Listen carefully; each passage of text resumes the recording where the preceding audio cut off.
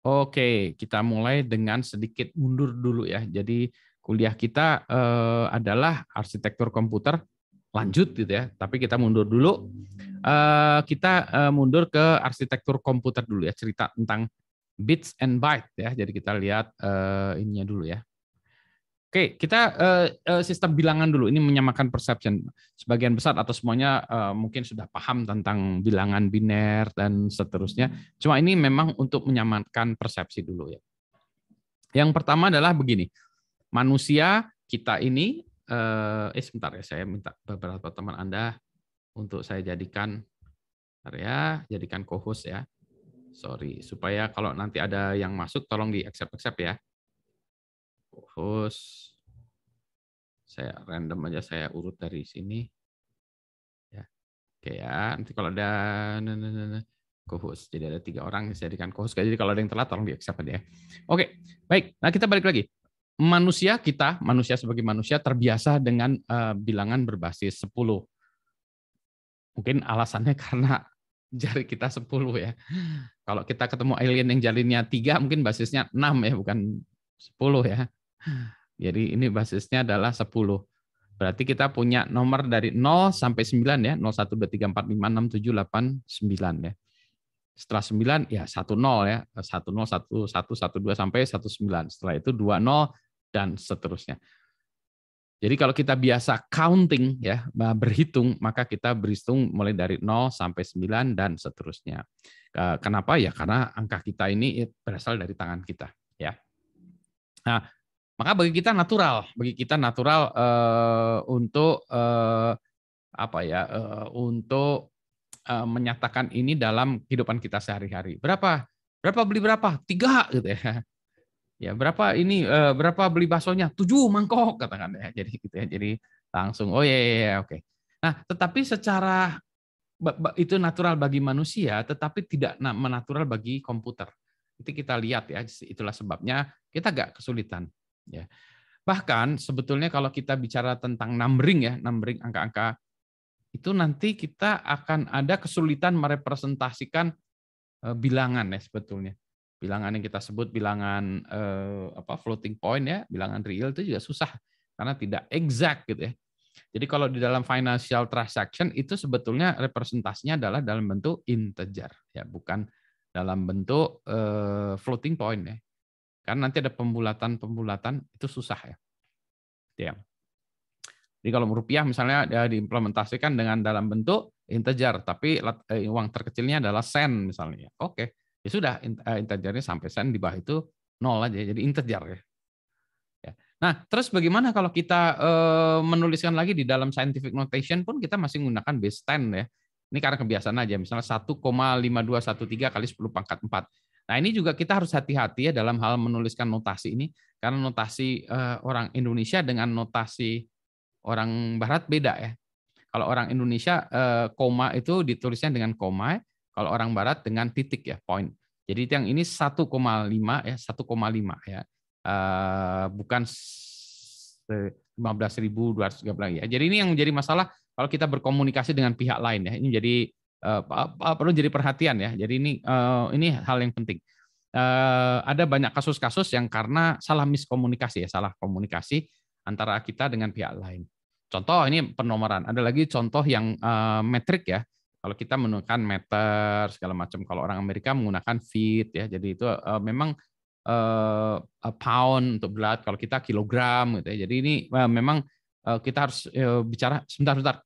Kalian bicara metriknya apa, satuannya apa, angkanya apa, notasinya gimana ya supaya jelas ya. Dan ini makanya kalau enaknya kalau slide-slide dalam bahasa Inggris, dia notasinya dalam bahasa Inggris. Jadi itu 1,5213. Nah, yang susah adalah kalau kita dalam nulis bahasa Indonesia. Kalau nulis bahasa Indonesia pun ini akan berubah, 1 koma harus pakai koma ya. Jadi nggak boleh 1 titik. Kadang-kadang kita mesti campur aduk ya, jadi susah juga ya. Nah, kemudian bagaimana kita ini akan mengimplementasikan base 10 ini kalau kita menggunakan yang base 10 dalam kepala kita secara elektronik, secara hardware, gimana menyatukannya? Maka ini ternyata susah ya. Dalam hal untuk digit aja, komputer yang pertama kali dulu ya, komputer ENIAC ya, yang the first electronic computer yang pakai tabung, itu untuk 1 digit direpresentasikan dengan 10 vacuum tubes ya. Jadi benar-benar susah ya. Jadi itu susah merepresentasikannya, itu susah, menyimpan datanya itu susah. Nah, ini juga nanti kalau kita lemparkan, kita transmisikan ya, 10 sinyal level itu susah. Jadi kalau kita punya level, misalnya kita punya sinyal ya levelnya segini. Level paling bawah ini 0, naik 1, 2, 3, 4, 5, 6, 7, 8, 9, 10. Ini susah ya. Kalau kita mau lemparkan dalam satu wire 10 level sinyal tuh susah representasinya gitu ya. Jadi susah. Sehingga kita mesti turun lagi ke bawah, ke bawah. Maka kita bicara tentang nanti kita komputer tuh ada teorinya adalah mulai dari switching teori, dari switch. Ya. Nah, switch ini ternyata awalnya karena on off, karena switch ya on off, jadi dia melandasi segala macam, maka mulailah kita bicara boolean segala macam ya. Jadi ini ada gap antara manusia dengan komputer. Manusia menggunakan bilangan basis 10, komputer menggunakan switch ya on off, yaitu basis 2. Sehingga implementasi bilangan 10 di bilangan basis 2 ini complicated, messy ya. Jadi agak sedikit riweh ya kita melakukan konversinya. Gitu ya. Nah, marilah kita bicara tentang representasi biner ya. Nah, sekarang saya saya mau minta lagi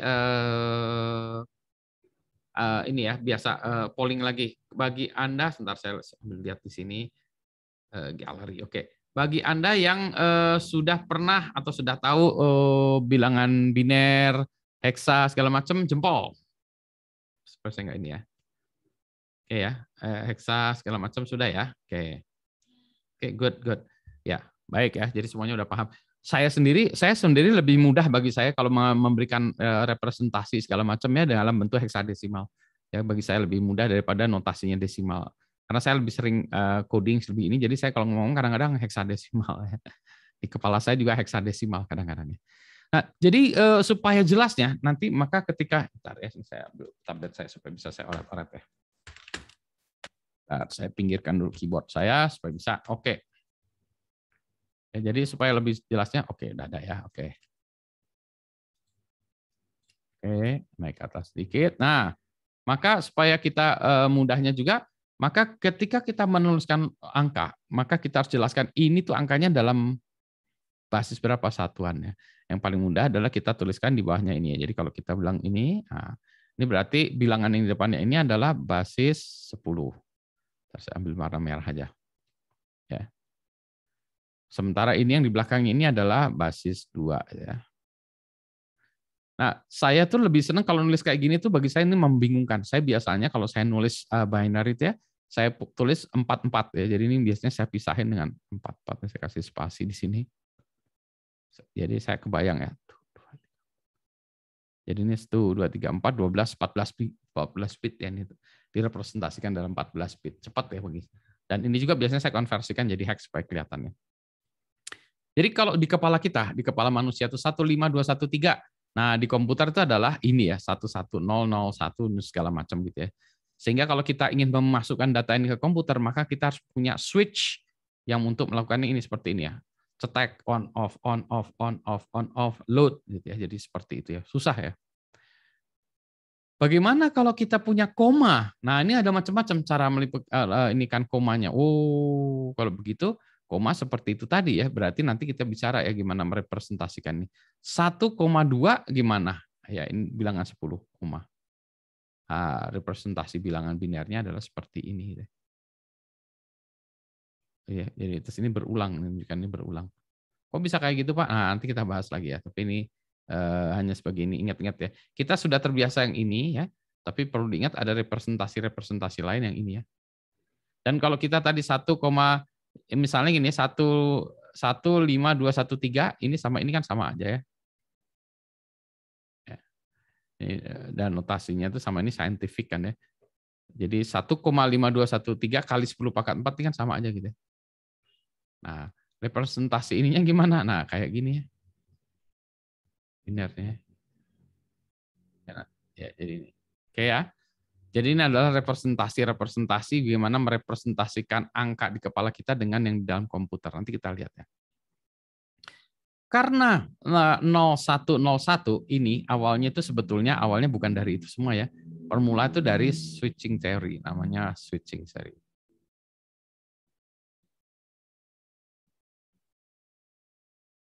switching ya, switch kayak switch on off ya, switching theory ya. Jadi kalau itu on off sih benar kayak switch gitu, on off. Ya, ini zaman dulu kayak gitu ya. Dulu saya ngajar kuliah switching teori namanya on off.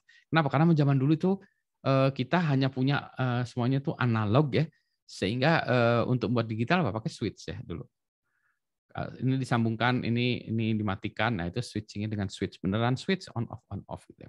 Nah, dengan switching teori ini kita bisa mengimplementasikan ide banyak-banyak ya, tetapi dalam implementasinya susah switch ya, karena switch mechanical ya switch, jegrek. Jadi dulu itu ya switching. Kemudian mulailah ini diimplementasikan dalam bentuk electronics ya, mulai diimplementasikan dalam bentuk transistor, dalam bentuk MOSFET dan seterusnya. Oh oke. Kalau gitu mulailah kita bicara tentang switching theory yang tadinya ini bentuknya hardware banget ya, mulai kita konversikan ini menjadi bentuk elektronik ya.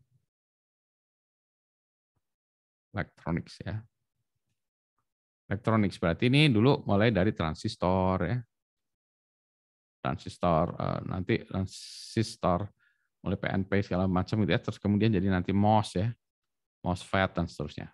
Tapi intinya adalah yang tadinya physical ini ya. Kita sudah berubah menjadi electronics ya. Nah, tapi masih dalam bentuk analog ya. Analog oke lah kalau gitu kita buat kesepakatan. Ya. Baik, kesepakatannya adalah apa? Oh, kalau gitu kita buat ya. Kesepakatan kalau yang namanya 0 ya, namanya 0 itu adalah kalau dia mendekati 0 volt ya, kita anggap 0.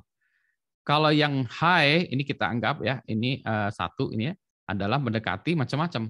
Kalau dulu di sini 5 volt ya. Kalau sekarang 3,3 volt ya. Bolehlah 3,3 ya. Jadi kita ini kesepakatan aja ya, kesepakatan bahwa kalau 5 volt atau kalau sekarang 3,3 volt, maka ini kita anggap 1 ya. Sementara yang lainnya kita anggap di bawah itu 0. Oh, tapi exactly sini nggak mungkin. Maka kita bilang, oh kalau gitu yang kita sebut 5 volt ya, yang kita sebut 1 itu adalah range ya, yang di antara sini ya. Yang di sini itu adalah 1, yang range di antara sini adalah 0 ya.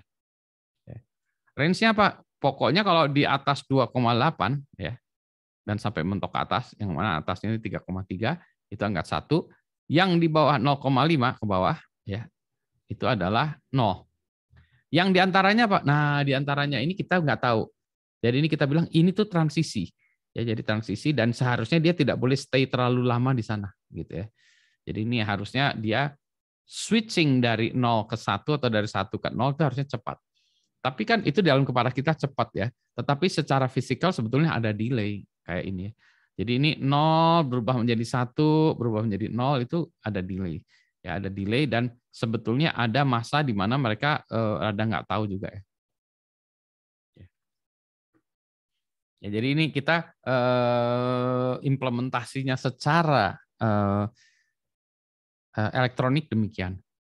Nah, sehingga kalau kita gabung-gabungkan ya, kalau ada sinyal, jadi sinyal kan nggak selalu sharp gitu ya, jadi nggak selalu sinyal itu nggak selalu wah 1 tuh ya, sorry gambar saya aja ngaco ya, garis gitu ya, nggak selalu gampang garis gitu ya.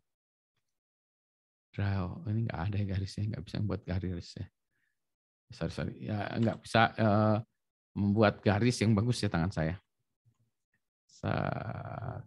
Susah ya. Anyway, kalau ini jadi sebetulnya in reality itu kayak gini ya. Tapi karena dia masih dalam batas ini ya, maka dia tetap dianggap 1. Nah, enaknya menariknya apa? Jadi kalau kita ini sangat mudah di regenerate di tempat lain. Misalnya 1 kita transformasikan begini. Jadi kalau kita ingin ngirim 01 ya bentuknya kayak gini ya. 0, 1, 0 ya sebetulnya in reality kayak gitu ya.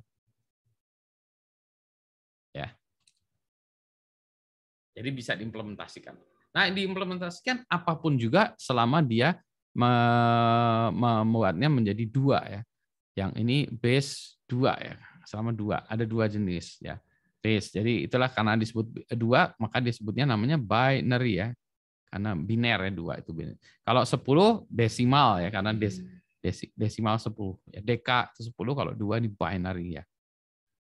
Nah, ini elektronik begini. Bisa switch, bisa seperti ini, physical switch on off ya. Tapi tentu aja yang lain juga bisa. Cahaya bisa nggak? Bisa. Ada cahaya dan tidak ada cahaya, 0, 1. Selama ada dua hal itu ya kita bisa sebutkan dia sebetulnya binernya basisnya 2. Ya. Sampai sini ada pertanyaan dulu. Kalau bolehkah terus? Kalau terus jempol. Supaya saya bisa ngelihat jempol kah? Oke, sip. Ya, saya terus ya. Oke, terus. Nah, oke. Nah, sekarang kita bicara tentang memori ya, bagaimana byte oriented memory organisasi. Nah, sekarang kalau kita bicara balik lagi ya ke sini ya, kalau 101010 ini kita sebut namanya 1 bit ya. Satu informasi, satu jenis informasi ini kita sebut namanya 1 bit ya. 1 bit ya. Kalau kita punya 8 bit ya, kita kasih nama aja, ini sebenarnya terminologi kita aja, sama dengan 1 byte ya. Oke. Kenapa? Karena kalau kita bilang, oke ya, coba kamu tuliskan 0110011101. Udah lupa. Bentar Pak Budi, ulangi lagi Pak, boleh ulangi lagi. Kan susah ya menuliskannya gitu ya. Maka gimana ini bisa disederhanakan nggak ya? Oke, kalau gitu kita kelompokkan dalam bentuk byte ya. Jadi kita balik lagi ke sini ya. Nah, byte. Apa yang disebut byte ya? Jadi kita disebutnya di sini byte ya. Ingat lagi, byte itu sama dengan 8 bit ya. 1 byte sama 8 bit ya. Ya. Jadi kita memulainya kalau kita dianggap ya, kalau kita menyimpan sebuah data di dalam komputer, nah bayangan kita yang kita simpan itu adalah sequence of bit tadi ya. Tapi kita urutnya berdasarkan byte ya. Jadi kalau kita lihat kita kan dengan byte.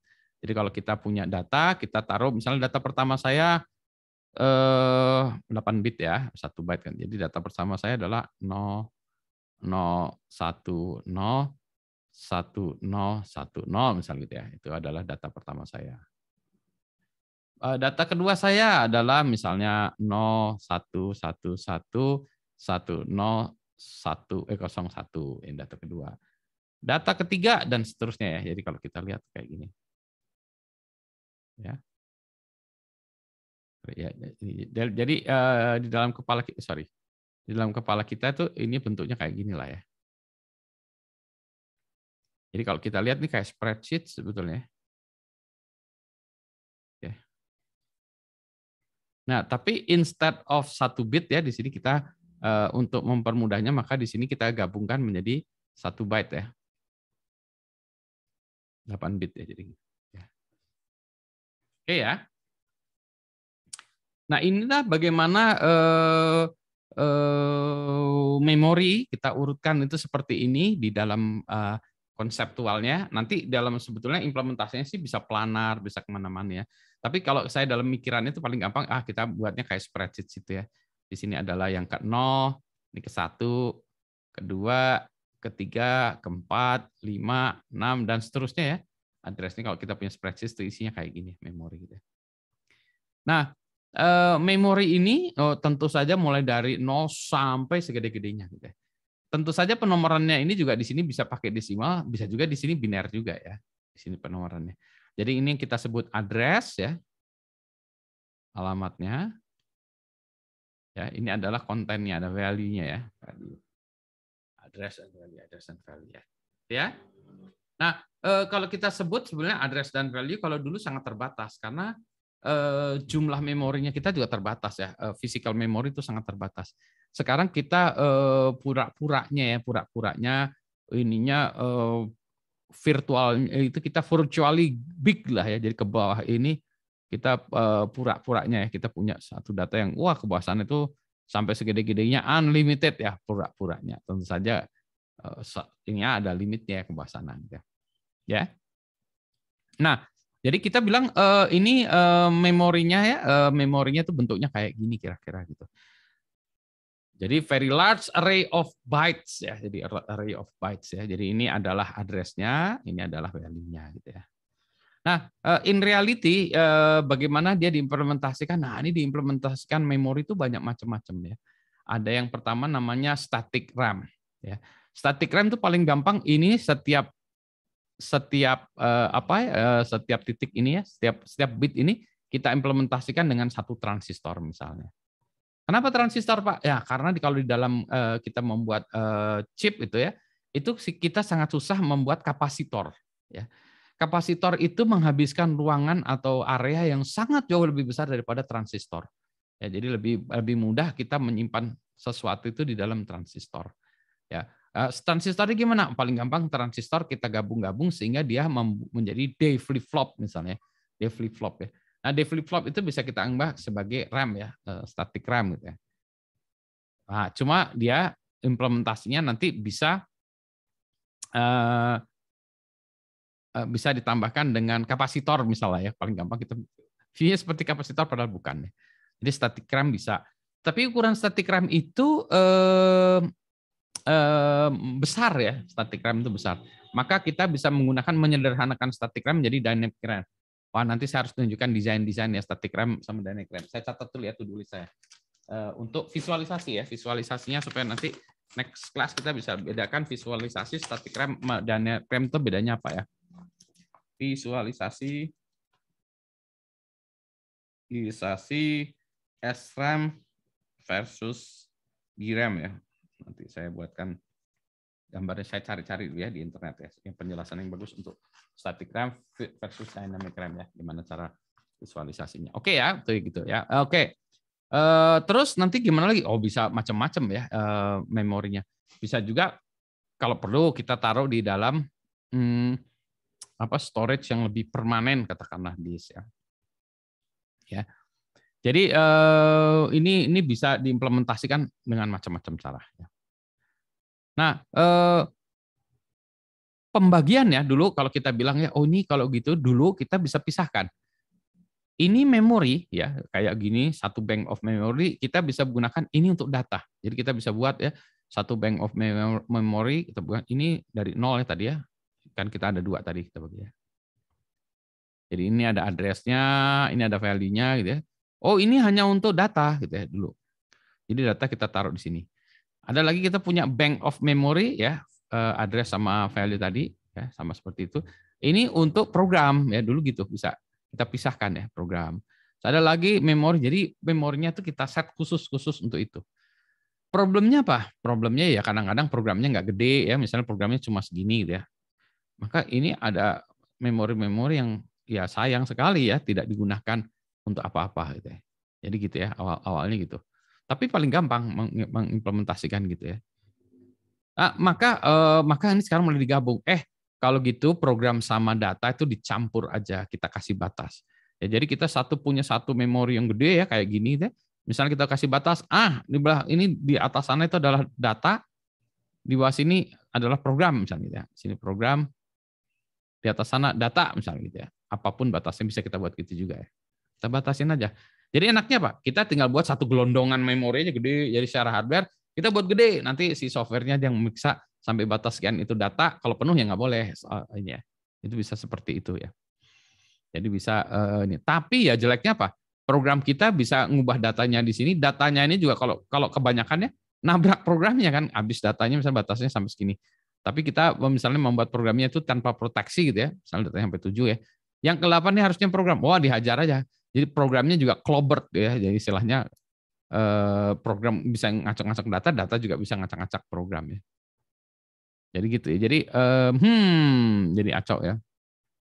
Nah, tapi dengan cara menjadikan semuanya menjadi satu menjadi lebih sederhana ya. Memori sebentar ya, data dan program menjadi satu. Nanti saya kasih visualisasinya ya. Jadi satu. Nah, setelah itu nanti kemudian hari kita ingin menampilkan data di dalam di layar. Oh, berarti kita harus ada lagi memori untuk display ya. Jadi ada display, ini ada memorinya lagi nih. Display. Ya, kita harus pakai bank lagi, memori lagi gitu ya. Jadi misalnya kalau pixel yang kiri atas itu ini nomor 1 itu pojok kiri atas, nomor ini dan seterusnya kita ini pixel yang kayak dulu kayak gitu si memorinya. Lagi-lagi dulu dipisahkan. Nah, karena misal-misal gini banyak yang ini jadi membuat komputer itu tidak efisien. Nah, dulu jasanya Steve Wozniak itu adalah menggabungkan ini, menyederhanakan sehingga semuanya bisa jadi satu ya. Program, data sama memori itu dijadiin satu. Kita sebutnya namanya dia memory map ya. Dikasih memori. Jadi kita tinggal buat satu memori segede-gedenya aja. Nanti kita bagi-bagi daerahnya ini untuk daerah apa VGA-nya kira-kira memori display, ini adalah data, ini adalah program ya. Jadi gitu dulu. Bagi-baginya ya terserah ini. Tapi secara hardware gampang ya. Oke, nah kemudian nanti, nah setelah kita punya yang gede tadi ya, udah gede. Jadi kalau kita punya satu memori ya, kita sebutnya satu memori bank yang gede ya gitu. Biasanya saya gambarin gini ya, sekarang juga gitu ya. Ya, jadi gitu. Nah, nanti ketika ini kita kan punya standar tadi ya, bagian segini itu adalah untuk data, bahas ini program segala macam. Sehingga nanti kalau program dijalankan, nanti dia akan ditempatkan di mana. Jadi misalnya programnya kita taruh di sini ya. Ini programnya mulai start di sini. Terus segala macam ya, setelah dikompil segala macam. Jadi kita bisa taruh program di sini.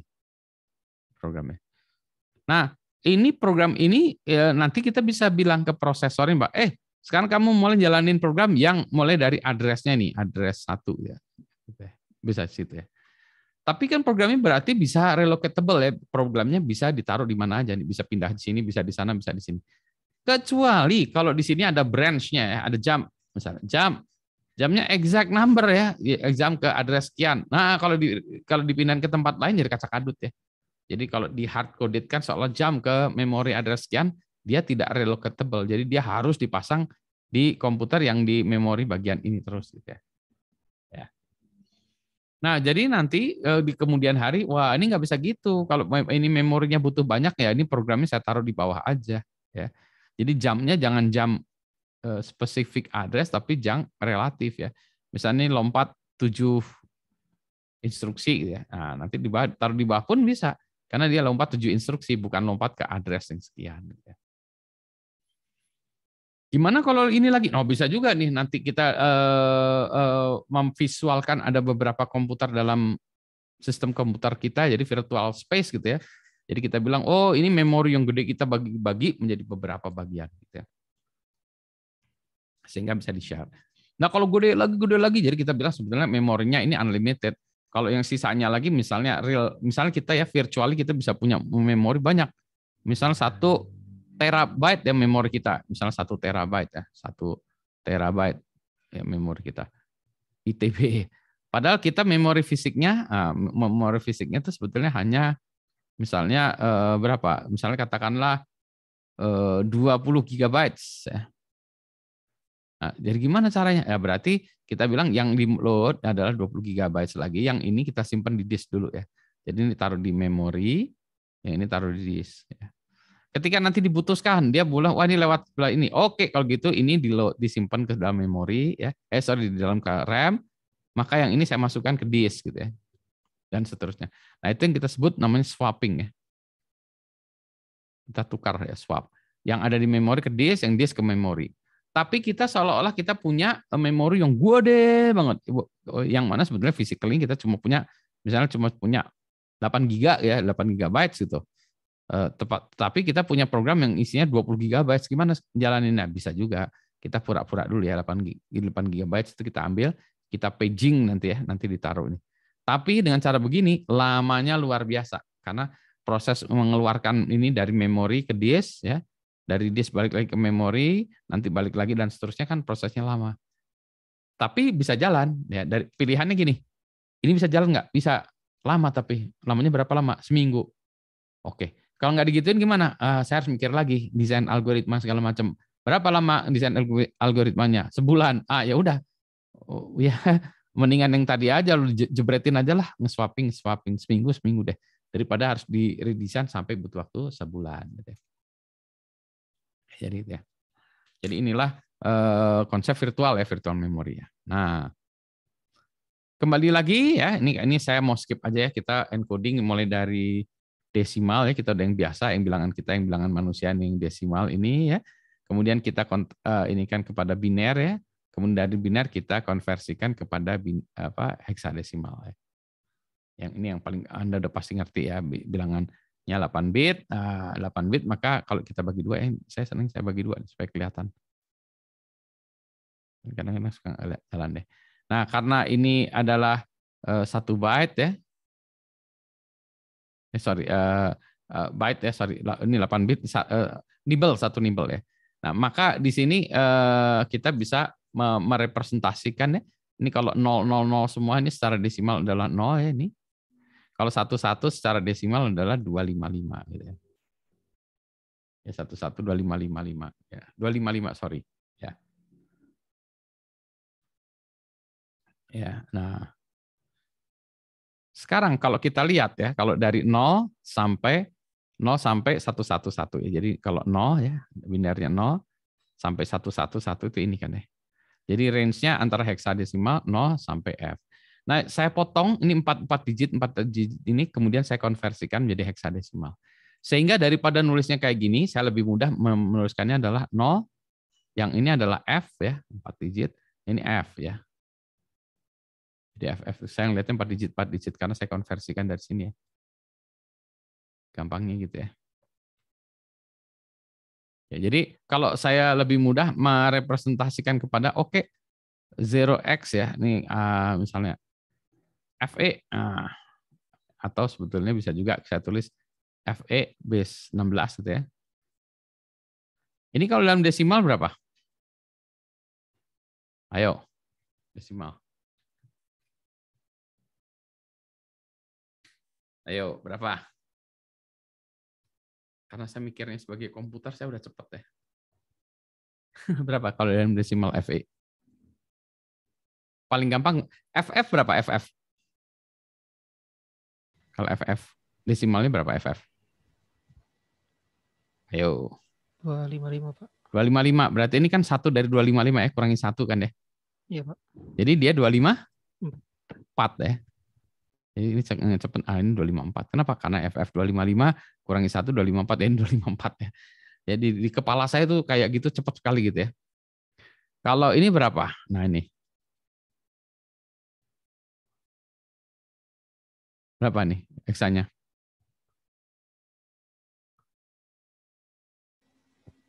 Ini bilangan benar. Berapa? Bilangan 16-nya berapa? Ada yang tahu? Ini apa? Kalau dalam desimal berapa nih? Heksa atau desimal? 55, Pak. Ya, ini 55 ya. Kalau ini berapa nih?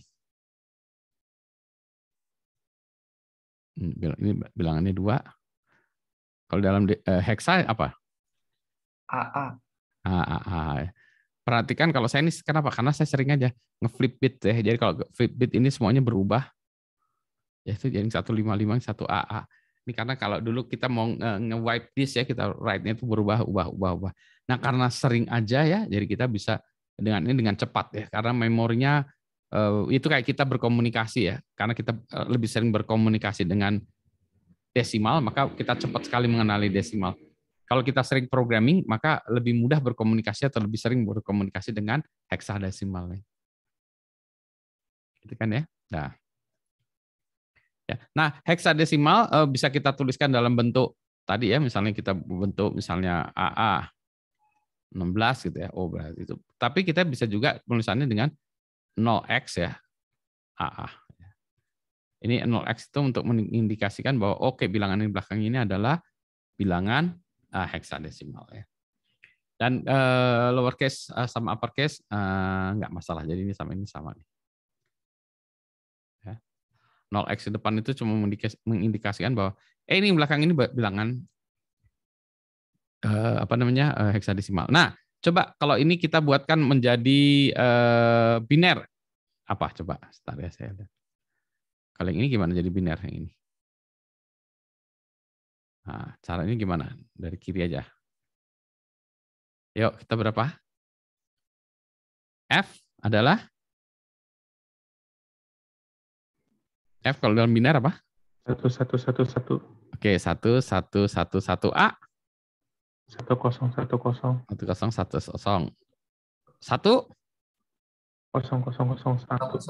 001. D.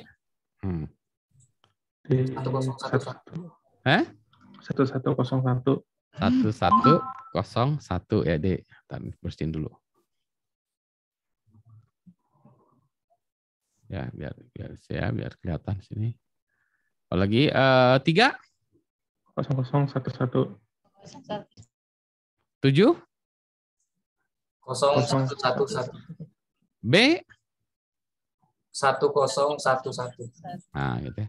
Nah, kan lebih mudah ya bagi saya kalau saya bilang, ini adalah FA 1D 37B daripada kalau saya bilang ini, angkanya tuh ya 111 10 10 00 01 11 itu saya udah belum selesai ngomong, Anda udah bilang udah lupa, Pak. Udah lupa, Pak. Nah, itulah sebabnya bagi kita lebih mudah mengkomunikasikan dengan heksadesimal. Jadi nanti kalau kita ngomong, banyak kan kita heksadesimal aja kalau kita bilang biner. Ya. Nah, sekarang kalau kita bicara kan tadi kita bicara 8 bit ya, 8 bit. 8 bit. Kalau kita bicara tentang ini kan kita tadi ya misalnya ya kita punya data kayak gini kan ya. Ini kan kita 8 bit ya. Nah, untuk memproses data ini, misalnya saya punya A sama dengan ini ya, misalnya saya punya A sama dengan sekian ya. B sama dengan misalnya 0,0,0,0,1,1,1 gitu ya misalnya gitu ya. Mau saya tambahkan gitu kan ya. A ditambah B ini misalnya C sama dengan A ditambah B. Wah, ini kan agak repot kan ya. Nah, dulu ketika kita bicara tentang dulu ya prosesor itu yang pertama dibuat itu ukurannya itu 4 bit ya. Jadi kalau 4 bit itu berarti dia hanya prosesornya bisa ini dulu aja. Ini dulu dijumlahin terus habis itu angka 1 naik ke sini, ini jumlahin. Jadi kalau dulu perjalanannya prosesor pertama itu ya, pertama itu 4 bit. Nah, prosesornya tuh kalau itu ya Intel 4004 ini itu 4 bit. Dan by the way, ini dulu ya, saya tadi buat video. Ini saya sertifikat saya belajar VHDL gitu ya. Yang ngajar di sebelah kanan bawah sebelah kiri bawah ini namanya Stan Mazur. Nggak kelihatan sih ya, tapi ada scan Stan Mazur. Si Stan Mazur itu adalah desainernya ini. Jadi saya itu belajar VHDL tuh ya, itu dari si yang mendesain 4004 Intel. Jadi pendesain prosesor yang pertama. Ya. Kenapa 4 bit? Ya karena dulu elektroniknya kita komponen ya, kita hanya bisa 4 bit ya, 4 bit. Jadi ini ya kenapa 4 bit? Ya karena keterbatasan aja 4 bit. Jadi kalau kita mau nambahin gini gimana? Ya dilakukan 2 kali lah atau 3 kali ya. Ini dulu ditambahin, masukin carry-nya ke sini, tambahin lagi. Ya oke lah ya. Jadi kita melakukannya enggak sekaligus ya. Kenapa? Karena itu gitu ya. Nah, inilah yang kita sebut word size-nya ya. Jadi seberapa besar sih kita memproses datanya gitu ya. Nah, kalau 4 bit ini itu namanya word size-nya dulu. Word size.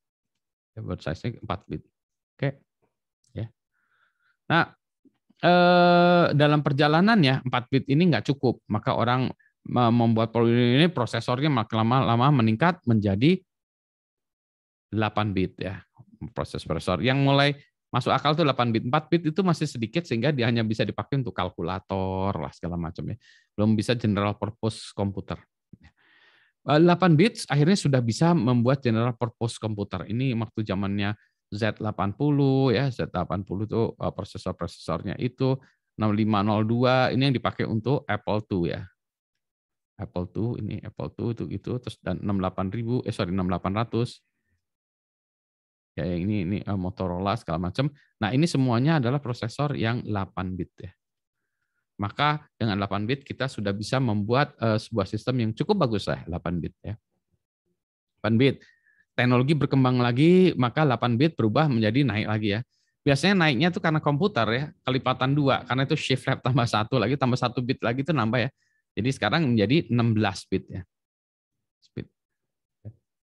Sehingga kalau jumlahin A tambah B ini ya bisa satu kerjaan, A tambah B yang kayak gini, A cuma 8 bit tambah 8 bit ya satu step aja selesai.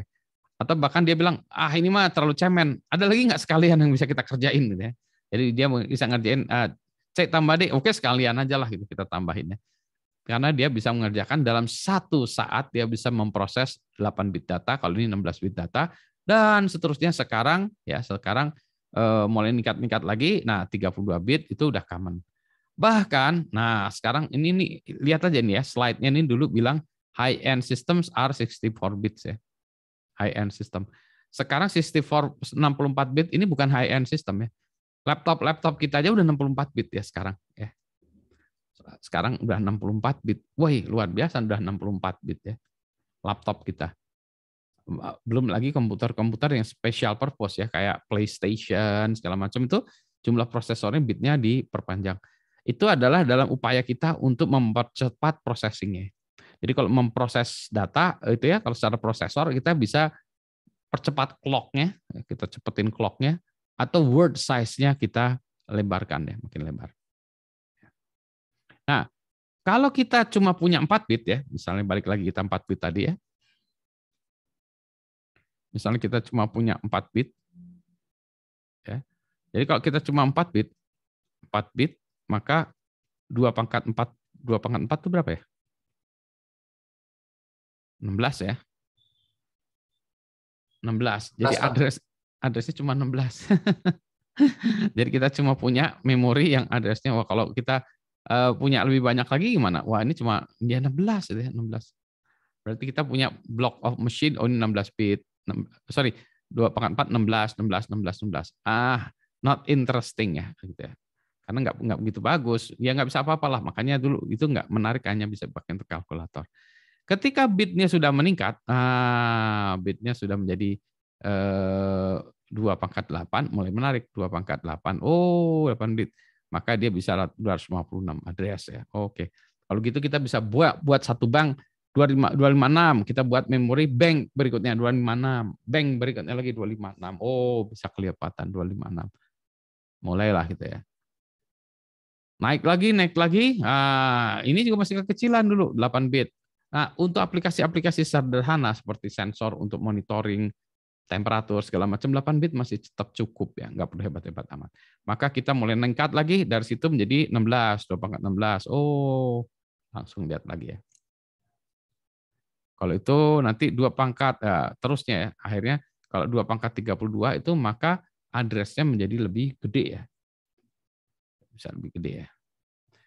Data yang bisa diproses gede, address-nya bisa gede. Jadi kalau dengan 32 bit, maka kita limit address-nya bisa sampai 4 GB. Ya.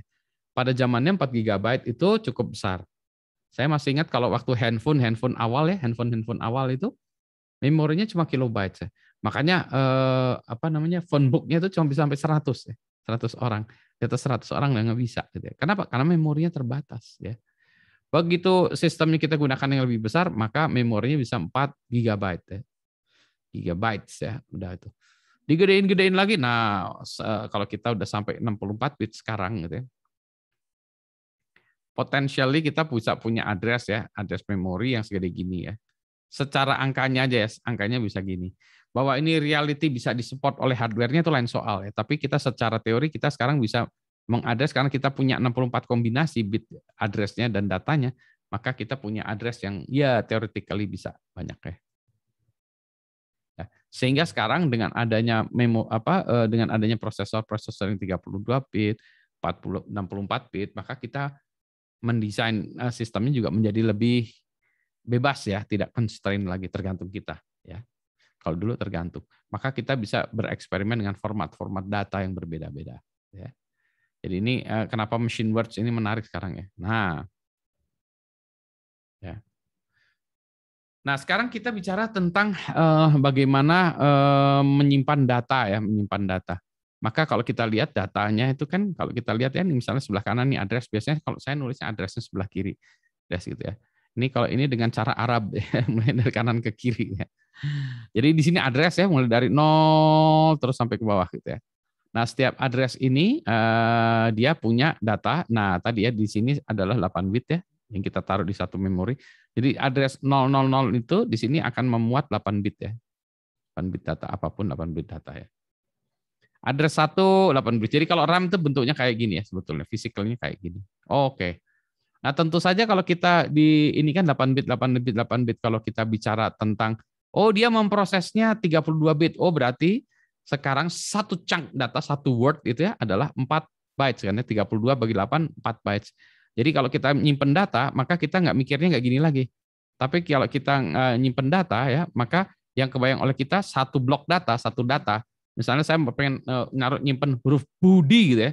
Kalau itu biasanya BUDI. Kalau ini sekarang enggak. Ini satu-satu. Jadi kita anggap satu data ya. Ya, karena tadi 4 ya, karena ya 32 bit. Nanti data berikutnya lagi adalah ini ya. Sorry. Ya, jadi nanti berikutnya lagi adalah ini data berikutnya lagi itu 234 ya gini. Ya. Berikutnya lagi ini seperti contoh di sini ya. Nah, jadi setiap address tuh naiknya 4 ya. Data pertama segini ya. Itu kalau untuk sistem yang 32 bit.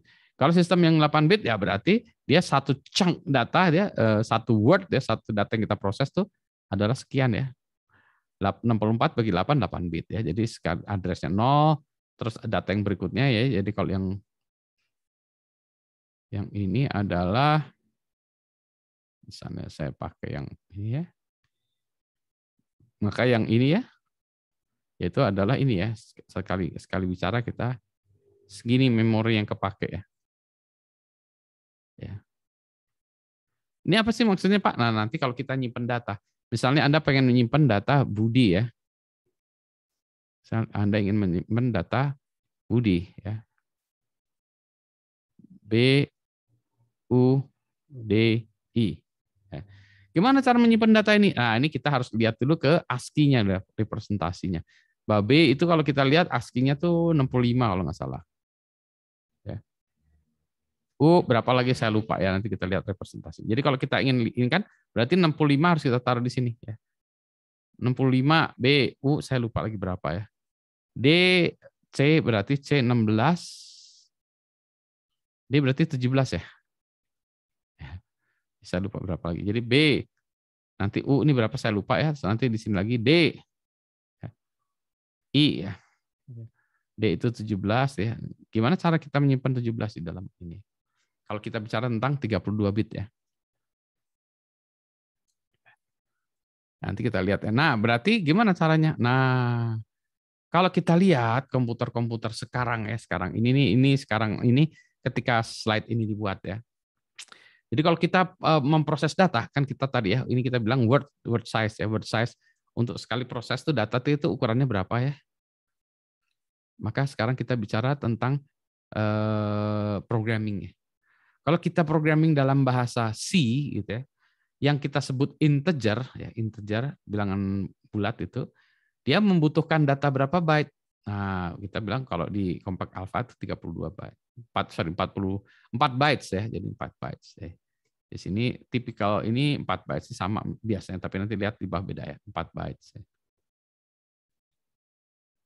Long integer, ini 8 byte. Oh, ini 4 byte ternyata. 4 bytes juga. Jadi nggak ada long integer. Jadi integer dan long integer itu sama di dalam arsitektur yang ini. Nah, nanti kita lihat ya kalau yang 64 bit gimana ya. Karakter ini 1 byte. Oh, kalau karakter ternyata 1 byte meskipun dia Intel 32 bit karakter 1 byte. Short ya. Ini integer tapi short ya, berarti 2 bytes cuma ya. Floating point. Floating point ternyata 4 ya. Gimana kita merepresentasikan sebuah floating point dengan 4 bytes ya? Gimana caranya? Nanti kita bicarakan gimana cara menyimpannya gitu ya. Double. Berarti float dengan ketelitian yang lebih. Nah, ini gimana? Kita membutuhkannya 8 bytes ya untuk setiap itu ya. Bukan itu aja, long double. Nah, ini macam-macam lebih panjang lagi ya. Kalau Intel ternyata dia bisa lewat dari 8 ya, 10 12 ya. Ini untuk addressing ya. Jadi ini adalah standar ya, sekarang standar yang lazim digunakan 32 bit seperti itu, yang 64 bit similar lah ya. Nah, yang terakhir hari ini saya membicarakan tentang ini ya. Kan tadi saya pengen nyimpen ya angka 65 misal saya mau naruh di sini. 65 itu kalau di dalam 65 itu kalau 65 heksa itu berapa? 65 desimal itu di heksa berapa ya? Ini kan bilangan 10. Kalau ada yang tahu 65 heksa berapa? Ini 65 10. Kalau heksa berapa? Cari itu aja. ASCII table ya. Dan kasih tahu, kita coba ASCII table.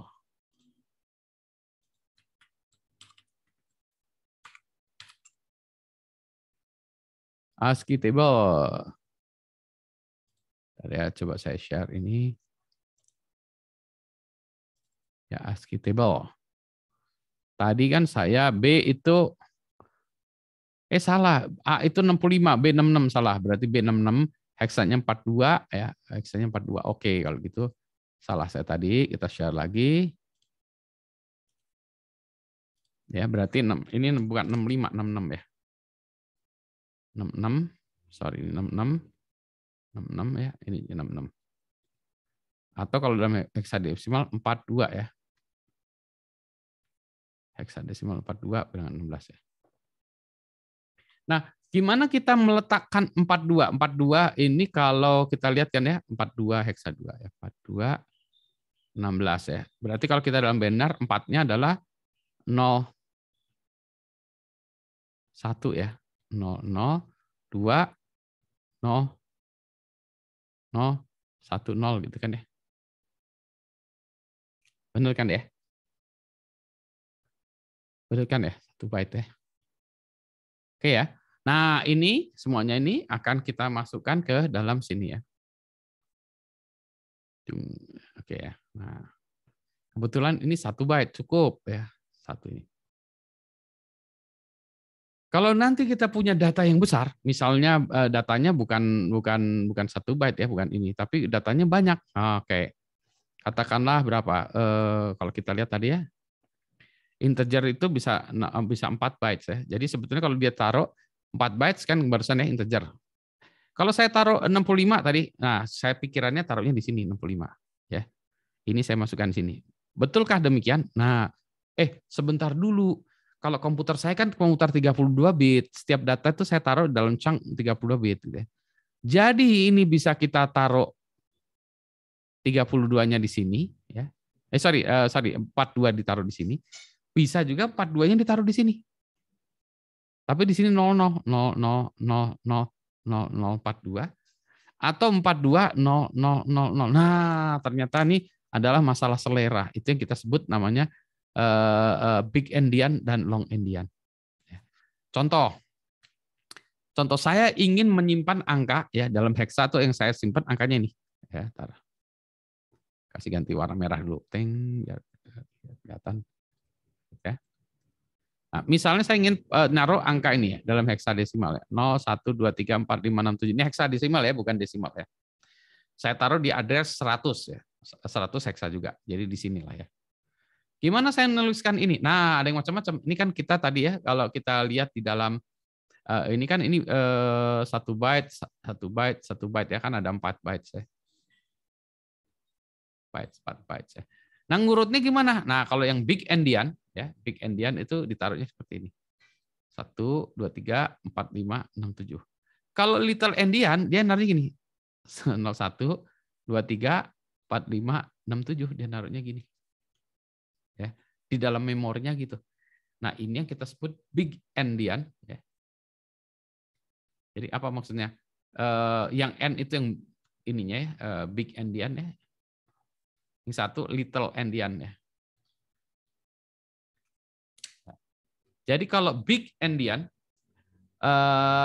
least significant berada di address yang higher. Nah, kenapa begitu? Karena address kan kita susun ya. Tadi kalau kita ini kan ini diusunnya ke kanan, tapi kita bisa juga melihatnya ke bawah ya. Ya, jadi kalau saya erase dulu ini biar sorry ya.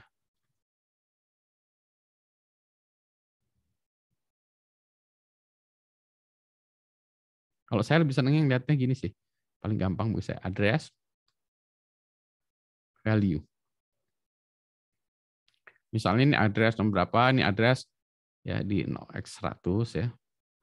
0x1101, 0x102 ya, 0x103, ini ada 0x104 104 dan seterusnya ke bawah ya. Dan seterusnya gitu ya. Nah, gimana saya menulisnya? Nah, kalau kita bicara tentang tadi ya, kalau yang kita bicara tentang big endian ya, maka least significant ya, angkanya kan least significant yang ini paling kecil ini, dia ditaruhnya di paling belakang. Sorry, ini drawnya mana? Nah ini ya.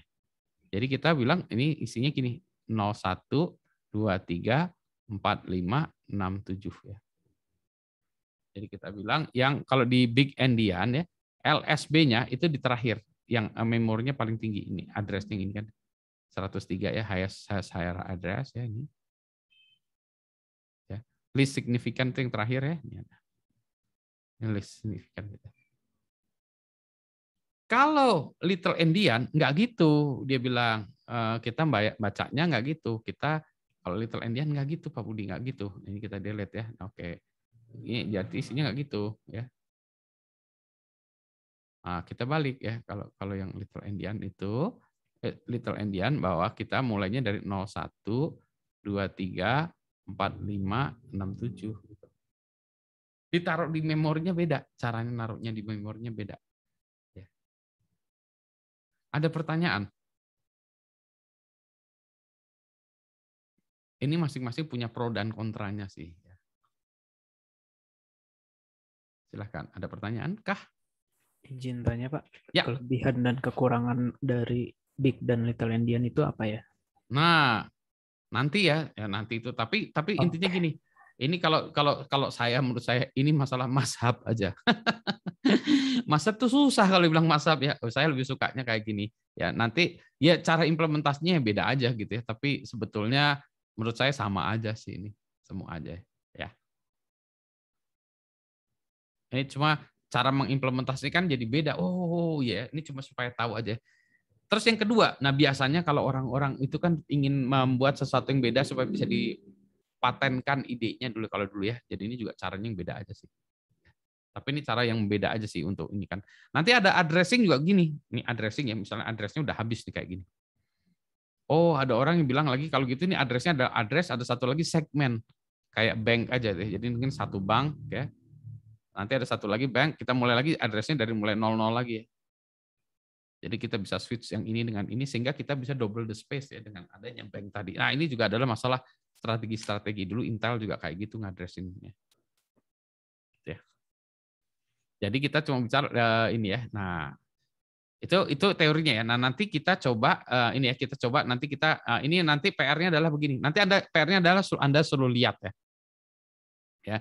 Jadi nanti di dalam memori ya, misalnya kita punya sebuah kode ya, kode kita adalah seperti ini ya. Misalnya instruksinya adalah ya adalah ini. Instruksinya kita punya sebelah kanan dulu ya. Sorry ini warnanya kasih yang lain ya.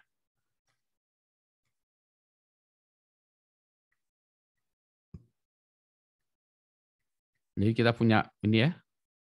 Sorry ini draw. Ya, kita punya kode seperti ini ya. Ya. Kodenya adalah misalnya ini saya lupa ini kodenya dalam bahasa apa ya nih. Ini addressnya 45 ini ya kan kalau kita lihatnya 45 ini ya kita mulai dari 8048365 misalnya ya addressnya itu. Kita punya kode seperti ini.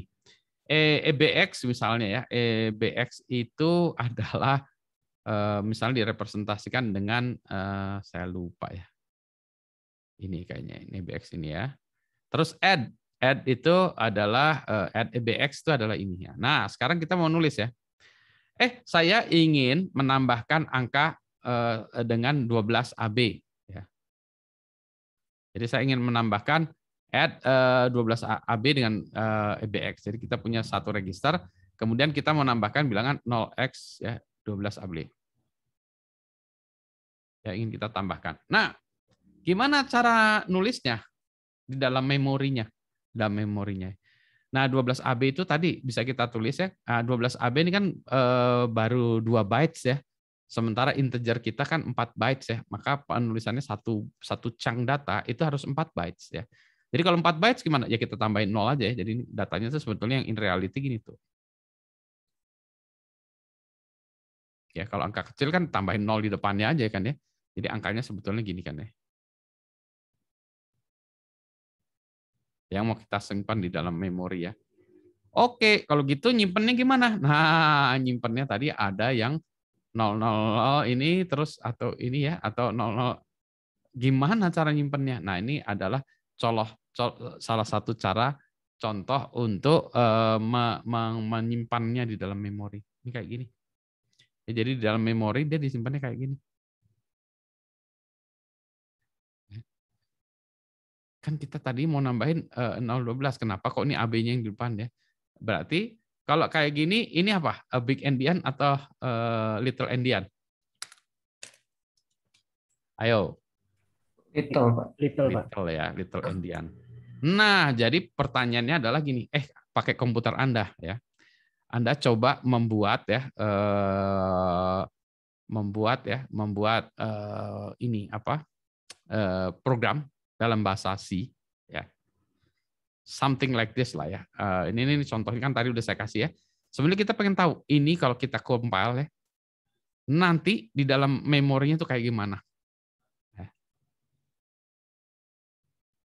Ini contoh yang paling gampang ya. Ini kayak misalnya ini kan ya. Ini. Yang paling gampang adalah yang ini. Jadi nanti saya minta yang ini aja. Misalnya Anda punya sebuah variabel ya. Misalnya Anda punya variabel A itu sama dengan 1 2 3 4 1 2 1 5 2 1 3 ya. Ini bilangan A gitu ya. Ya itu variabel. Nah, kemudian Anda print-kan ya. Ya. Jadi ini print integer A sama dengan ini kan ya hanya ngeprint aja, tapi bukan variabel A-nya, dia tuliskan ya teksnya integer A sama dengan sekian gitu ya. Nah, terus kita pengen tahu ya sebetulnya ya, kita ini nggak perlu nih sebetulnya, ini hanya untuk ini aja ya, hanya untuk dia tuh hanya untuk ngeprint ini aja lah sebetulnya, hanya untuk ngasih taunya. Ini nggak perlu ya. Jadi kita punya variabel sama dengan A sama dengan 1 2 1 3 ya. Kita mau cek A itu di memorinya ditaruhnya di mana. Nah, itu kayak gini ya. Pointer dari si variabel A itu kalau di Linux kita, misalnya di Linux ini nih, di implementasi Linux kayak apa? A ini kebetulan di dalam implementasi kita, si A ini ditaruh di memori yang ini ya. Angkanya adalah 15213. Nah, ini harus kita konversikan. 15213 itu berapa dalam hexadesimal ya? Gitu kan ya? Nanti ini baru kita cek di sini bentuknya kayak gimana. Ya. Jadi kalau kita lihat di sini adalah 0000 3B 6D ya. Nah, ginilah cara dia menyimpannya di Linux. Nah, kalau Anda mau iseng, Anda coba kalau di Windows atau Linux sama aja sih sebetulnya ya. Karena nanti kalau Anda menggunakan bahasa C kan prosesornya sama ya sebetulnya. Kebanyakan orang pakai prosesor Intel. Coba kalau nanti Anda cari prosesor yang aneh ya, yang ini. Yang kalau di komputer kayak gini sebentar. Kalau di Android beda nggak ya? Prosesornya kan beda ya. Tapi kayaknya sama ya. Jadi ya PR Anda adalah yang ini ya. Coba tunjukkan ini, Anda buat program kecil ya. Berarti Anda harus compile ini dengan GNU si compiler, paling gampang Anda cari GCC. Makanya waktu itu di awal kelas saya tanya, udah pada ngompal, udah biasa ngompal enggak gitu ya. Nah, kemudian kalau nggak pakai itu, misalnya Anda pakai Visual Code Studio juga boleh ya. Terus kemudian Anda tampilkan gini ya. Ada pertanyaan tentang tugasnya ini?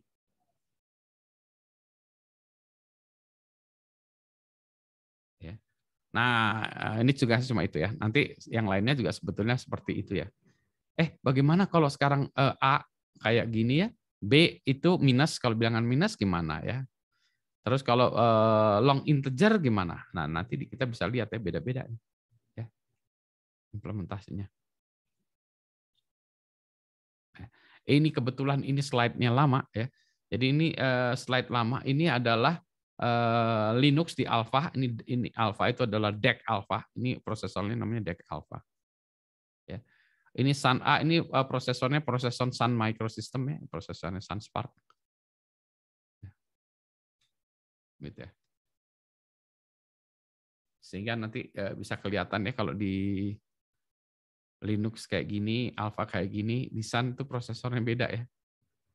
Nah, ini menunjukkan apa? ini adalah 32 bit. Ini 32 bit, ya. Ini 64 bit.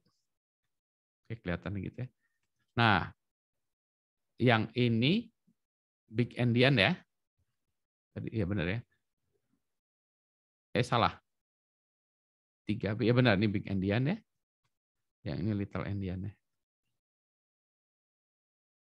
Yang ini juga little endian ya. Ya, jadi gimana ditaruh di memori kayak gitu. Bergantung pada prosesornya. Nanti Anda mendesain prosesor kayak gimana. Tapi ini hanya untuk menunjukkan pilihan-pilihannya. Ada pertanyaan? Nah, nanti minusnya itu nanti kita ceritakan di lain lagi ya. Nanti kalau ini saya skip dulu, saya berhenti dulu ya. Ini paling nggak Anda bacaan-bacaannya dulu ya. Nah, ada pertanyaan dulu nggak? Gini.